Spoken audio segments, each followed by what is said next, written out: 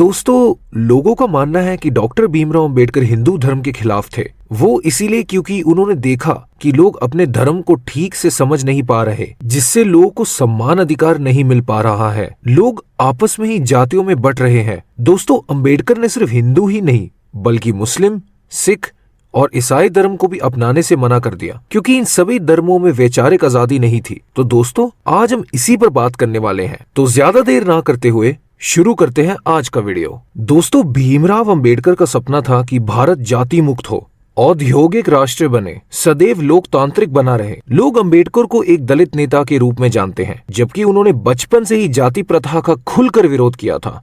उन्होंने जातिवाद से मुक्त, आर्थिक दृष्टि से सुदृढ़ भारत का सपना देखा था। बाबा साहेब भीमराव अंबेडकर का जन्म हिंदू जाति में अछूत और निचली मानी जाने वाली महार जाति में हुआ था। उन्होंने हिंदू धर्म में व्याप्त छुआछूत, दलितों, महिलाओं और मजदूरों से भेदभाव जैसी कुरीति के खिलाफ आवाज बुलंद की और इस लड़ाई को दार दी थी। लेकिन उन्होंने लाखों साथियों के साथ हिंदू धर्म को त्याग कर बौद्ध धर्म अपना लिया था। आइए जानते हैं आखिर उन्होंने क्यों हिंदू धर्म त्याग दिया था। बता दें कि 14 अक्टूबर 1956 को नागपुर में उन्होंने अपने लाखों समर्थकों के साथ बौद्ध धर्म ग्रहण किया। इस दौरान उनके साथ करीब 3,80,000 लोगों ने भी हिंदू धर्म को त्याग कर बौद्ध धर्म अपना लिया था। बताया जाता है कि ये पूरी दुनिया में धर्म परिवर्तन की सबसे बड़ी घटना थी। 1950 के दशक में ही बाबा साहेब बौद्ध धर्म के प्रति आकर्षित हुए और बौद्ध सम्मेलन में भाग लेने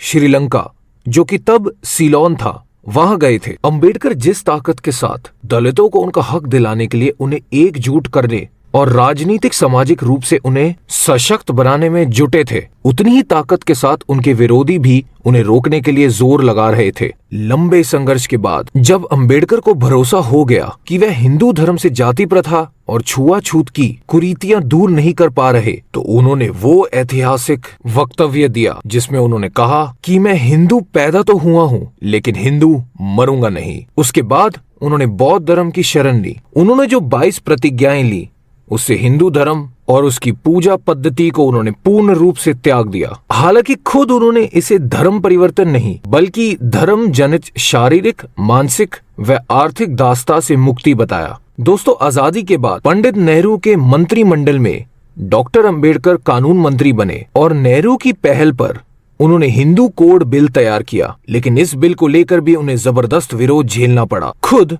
नेहरू भी तब अपनी पार्टी के अंदर और बाहर इस मुद्दे पर बढ़ते दबाव के सामने झुकते नजर आए। इस मुद्दे पर मतभेद इस कदर बढ़े कि अंबेडकर ने कानून मंत्री के पद से इस्तीफा दे दिया। हालांकि बाद में हिंदू कोड बिल पास हुआ और उससे हिंदू महिलाओं की स्थिति में क्रांतिकारी बदलाव भी आया, लेकिन अंबेडकर के बिल से ये कई मामलों में लचीला था। डॉक्टर अंबेडकर ने अपनी किताब पाकिस्तान और द पार्टीशन ऑफ इंडिया 1945 में चेताया था कि अगर हिंदू राज हकीकत बनता है तब वह इस मुल्क के लिए सबसे बड़ा अभिशाप होगा। हिंदू कुछ भी कहे, हिंदू धर्म स्वतंत्रता, समता और बंधुता के लिए खतरा है। उस आधार पर वह लोकतंत्र के साथ मेल नहीं खाता है। हिंदू राज को किसी भी कीमत पर रोका जाना चाहिए। अंबेडकर के लिए हिंदू राष्ट्र का सीधा अर्थ द्विज वर्चस्व की स्थापना था, यानी ब्राह्मणवाद की स्थापना था। वह हिंदू राष्ट्र को मुसलमानों पर हिंदुओं के वर्चस्व तक सीमित नहीं करते थे, जैसे कि भारत का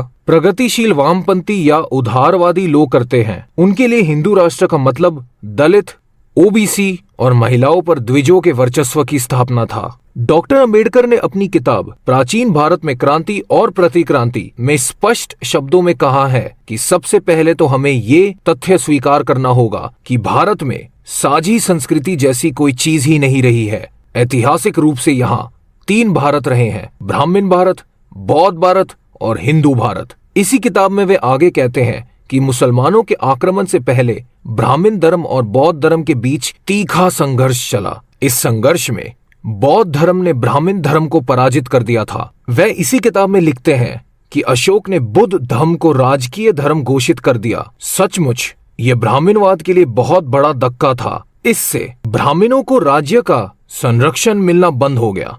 अशोक साम्राज्य में उन्हें गौण या अधीनस्थों का दर्जा दिया जाने लगा और उनकी अवहेलना की जाने लगी। निस्संदेह कहा जा सकता है कि ब्राह्मण धर्म को दबा दिया गया, क्योंकि अशोक ने सभी पशुओं की बलि पर रोक लगा दी, जिस पर ब्राह्मणवाद टिका हुआ था। इस प्रकार ब्राह्मणों को न केवल राज्य का संरक्षण मिलना बंद हो गया, बल्कि उनका व्यवसाय भी छिन गया। ये व्यवसाय था यज्ञ कर्म करना और उसके बदले में शुल्क लेना, जो बहुत अधिक होता था। इस प्रकार 140 वर्षों तक मौर्य साम्राज्य रहा और इस दौरान ब्राह्मण लोग दलित और दमित वर्गों की तरह रहे। फिर ब्राह्मणों ने साजिश रचना शुरू किया कि कैसे बौद्ध धर्म को पराजित करके ब्राह्मणों के वर्चस्व को फिर से कायम किया जाए। इस साजिश का वर्णन करते हुए बाबा साहेब अपनी किताब प्राचीन भारत में क्रांति और प्रतिक्रांति में कहते हैं कि दुखी ब्राह्मणों के पास बौद्ध साम्राज्य के विरुद्ध विद्रोह करने के अतिरिक्त दूसरा कोई उपाय नहीं था।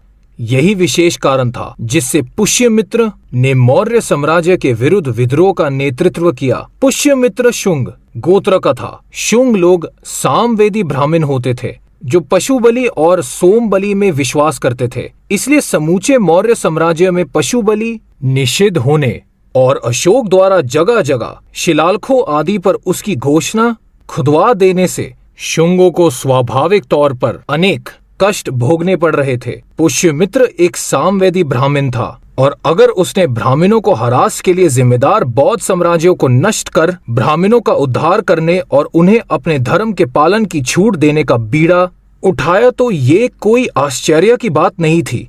पुष्यमित्र द्वारा की गई राजहत्या का उद्देश्य राज्य धर्म के रूप में बुद्ध धर्म को नष्ट करना और ब्राह्मणों को भारत का संप्रभु शासक बनाना था, जिससे राजा की राजनीतिक सत्ता की सहायता से बुद्ध धर्म पर ब्राह्मण धर्म की विजय हो सके। मौर्य साम्राज्य के विरुद्ध पुष्यमित्र ने जिस प्रतिक्रांति का सूत्रपात किया, उसका लक्ष्य बुद्ध धर्म का विनाश और उसके स्थान पर ब्राह्मणवाद को स्थापित करना था, जो विधि संहिता के रूप में मनुस्मृति को अपनाए जाने के बारे में की गई उसकी घोषणा से स्पष्ट है। पुष्यमित्र की बुद्ध धर्म के प्रति निर्दयता का अनुमान बौद्ध भिक्षुओं के विरुद्ध जारी उसकी घोषणा से लगाया जा सकता है। इस घोषणा में पुष्यमित्र ने हर बौद्ध भिक्षु के कटे हुए सिर की कीमत 100 स्वर्ण मुद्राएं निर्धारित की थी। दोस्तों, इस विजय के बाद क्या हुआ, इस संदर्भ में डॉक्टर अंबेडकर लिखते हैं कि ब्राह्मणवाद अपनी विजय के बाद मुख्य रूप से वर्ण को जाति में बदलने के विशाल और स्वार्थपूर्ण कार्य में जुट गया। वर्ण को जाति में बदलने के पीछे ब्राह्मणवाद का क्या उद्देश्य था, इसकी कल्पना करना कठिन नहीं है। प्राचीन काल से ब्राह्मण जिस उच्च पद और प्रतिष्ठा का उपयोग करते आए, वह विशेष अधिकार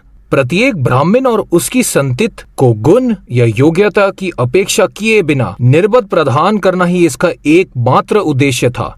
दूसरे शब्दों में ये उद्देश्य था कि प्रत्येक ब्राह्मण को, चाहे वह कितना ही भ्रष्ट और अयोग्य क्यों ना हो, पद और गौरव देकर उसे उच्च स्थान पर बिठाया जाए, जिस पर कुछ लोग अपने गुणों के कारण प्रतीक्षित है। ये बिना अपवाद समस्त ब्राह्मण समुदाय को महिमा मंडित करने की कामयाब कोशिश थी। स्थिति यहाँ तक पहुँच गई कि मनुस्मृति में मनु ने कहा कि अविद्वानच श्रेय विद्वानच ब्राह्मणो देवतम महत प्रणीतच यथा अग्निर देवतम महत, यानी जिस प्रकार शास्त्र विधि से सामान्य अग्नि और समांत अग्नि दोनों ही श्रेष्ठ देवता है, उसी प्रकार ब्राह्मण चाहे मूर्ख हो या विद्वान दोनों ही रूप में श्रेष्ठ देवता है। इतिहास इस बात का साक्षी है कि भारत के 3000 सालों के इतिहास ने जिस व्यक्तित्व ने ब्राह्मणवाद के पोषक हिंदुत्व को सबसे निर्णायक चुनौती दी, उस व्यक्ति का नाम डॉक्टर अंबेडकर है। उन्होंने न केवल हिंदुत्व को चुनौती दी,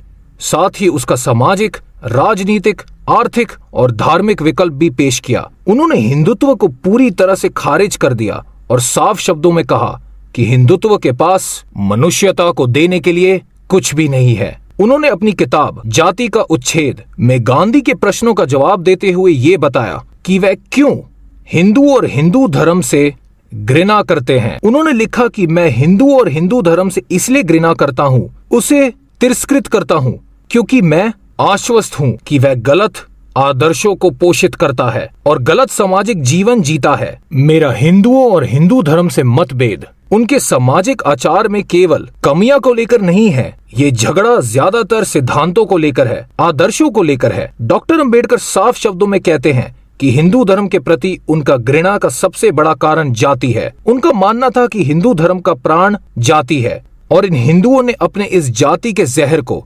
सिखों, मुसलमानों और क्रिश्चियनों में भी फैला दिया है। वह लिखते हैं कि इसमें कोई संदेह नहीं कि जाति आधारभूत रूप से हिंदुओं का प्राण है, लेकिन हिंदुओं ने सारा वातावरण गंदा कर दिया है और सिख, मुस्लिम और क्रिश्चियन सभी इससे पीड़ित है। जाति का उच्छेद किताब का उद्देश्य बताते हुए उन्होंने लिखा है कि मैं हिंदुओं को ये एहसास कराना चाहता हूँ कि वह भारत के बीमार लोग हैं और उनकी बीमारी अन्य भारतीयों के स्वास्थ्य और खुशी के लिए खतरा है। इसका कारण बताते हुए वह लिखते हैं कि हिंदुओं की पूरी आचार नीति जंगली कबीलों की नीति की तरह संकुचित एवं दुष्ट है, जिसमें सही या गलत, अच्छा या बुरा बस अपने जाति बंधु को ही मान्यता है। इनमें सद्गुणों का पक्ष लेना तथा दुर्गुणों के तिरस्कार की कोई परवाह न होकर जाति का पक्ष लेना या उसकी अपेक्षा का प्रश्न सर्वोपरि रहता है। वेदों का अध्ययन स्त्री के लिए मनु द्वारा उसी प्रकार वर्जित किया गया है